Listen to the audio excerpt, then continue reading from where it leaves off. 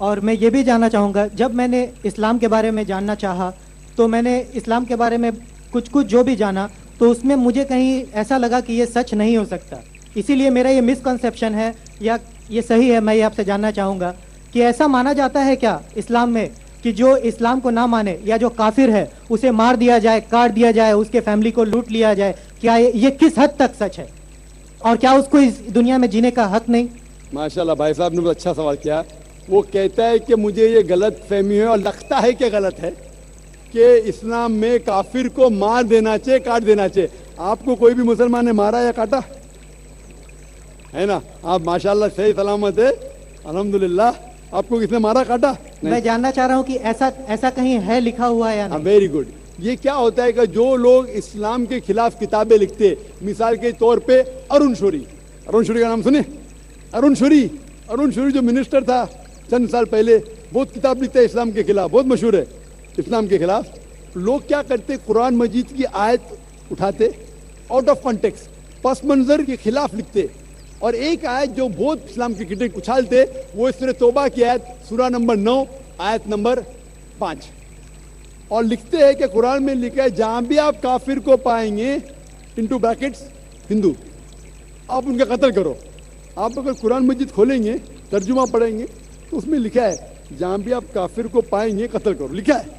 लेकिन ये out of context है, पस मंजर के खिलाफ है। पस मंजर जानने के लिए आपको आयत नंबर पहले से पढ़ना पड़ेगा। सूरह तौबा सूरा नंबर 9 आयत नंबर 1 से पढ़ेंगे। वहां लिखा हुआ है कि मुस्लिम और मुशरिक मक्का के, उनके बीच में एक पीस ट्रीटी थी, एक सुलह थी। ये पीस ट्रीटी, ये सुलह एक तरफा मुशरिकों ने तोड़ दिया मक्का के। जब अल्लाह ताला आयत नंबर 5 पे आते तो कहते हैं कि हम तुम्हें 4 महीने का वक्त देते हैं, 4 महीने की मोहलत, आप सुधर जाओ वरना ऐलान जंग। आपने सुलह की थी, आपने सुलह को तोड़ी, 4 महीने का वक्फा, सुधर जाओ वरना ऐलान जंग। और फिर अल्लाह ताला कहते हैं सूरह तौबा सूरा नंबर 9 आयत नंबर 5 में, जंग के मैदान में जब भी आप काफिर को पाएंगे, मतलब दुश्मन जब आएंगे जंग के मैदान में तो आप लड़ो, डरो मत। अभी कोई भी आर्मी जनरल आज की तारीख में, सिपा सलार, वो थोड़ी कहेगा दुश्मन आए तो भाग जाओ, वो कहेगा डरो मत, लड़ो, मारो। तो ये जंग के मैदान की आयत है कि आप जब देखेंगे तो डरो मत, मारो। जंग के मैदान में जब काफिर तुम्हें हमला करने आ रहे, मारो। और अरुण शौरी आयत नंबर 5 से उड़ी मारते आयत नंबर 7 में, उसने किताब लिखी वर्ल्ड ऑफ फतवास इस्लाम के खिलाफ। आयत नंबर 5 से जब मारते आयत नंबर 7 पे, 5 के बाद क्या आता है? 6 को खा जाते। क्यों? 6 में उसका जवाब है, उसकी बीमारी का जवाब है। आयत नंबर 6 में सूरह तौबा के अल्लाह ताला फरमाते कि अगर कोई काफिर सुलह चाहता है उसे छोड़ो मत दो, उसे ऐसी अमन के जगह पर महफूज पहुंचाओ। क्या कहता है अल्लाह ताला? अगर कोई काफिर सुलह चाहता है, अमन चाहता है, उसे छोड़ मत दो, उसे संभाल के हिफाजत के साथ महफूज जगह पे जाके छोड़ो। Escort him to a place of security. आज का सिपा सलार सबसे दयालु क्या बोलेगा? दुश्मन को जान दो। यहाँ अल्लाह ताला कहते सिर्फ छोड़ो मत, ऐसी जगह पे लेके जाओ हिफाजत के साथ जहां वो महफूज है। समझ रहा? तो ये कुरान की आयत है। तो इन लोग पसे मंदर के खिलाफ कोट करते, और जहां भी जिहाद की आयत है, जंग के मैदान में जब आप मिलते गैर मुस्लिम से, वो आपको कत्ल करने आ रहे, कत्ल करो। उसके बाद फौरन आप पढ़ेंगे सूरह अनफाल सूरा नंबर 8 आयत नंबर 60 के बाद 61 में लिखा है अमन बेहतर है। महाभारत में कत्ल करने के कितने श्लोक आते? कितने? हजारों, कुरान से कई ज्यादा। तो महाभारत जानते हैं आप ना? जब मैं हिंदू से पूछता हूं महाभारत में झगड़ने के कितने, लड़ने के कितने श्लोक है, तो वो हिंदू मुझसे कहता है के खिलाफ मैं कुछ नहीं कह रहा, क्योंकि हमारे धर्म में भी धर्म युद्ध है। सुनिए मेरी बात ना, धर्म युद्ध है बराबर।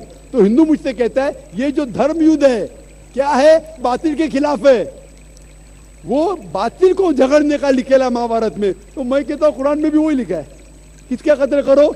जो धर्म के खिलाफ है। आप समझे ना? धर्म युद्ध मतलब हक और बातिल के खिलाफ झगड़ा। तो बातिल को कत्ल करने का लिखा गया महाभारत में, वही लिखा है कुरान में।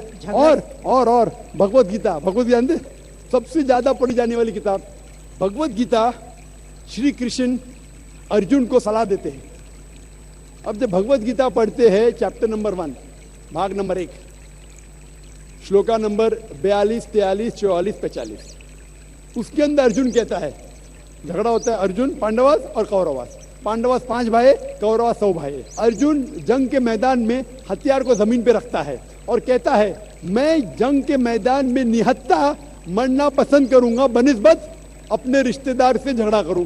उसके फौरन बाद, चंद श्लोक बाद, भगवत गीता भाग नंबर 2 श्लोका नंबर 2 और 3 में श्री कृष्ण कहते, क्या कहते, ए अर्जुन, तू बुज़दिल कब से हो गया? ये गलत ख्यालात तेरे दिल में आए कैसे?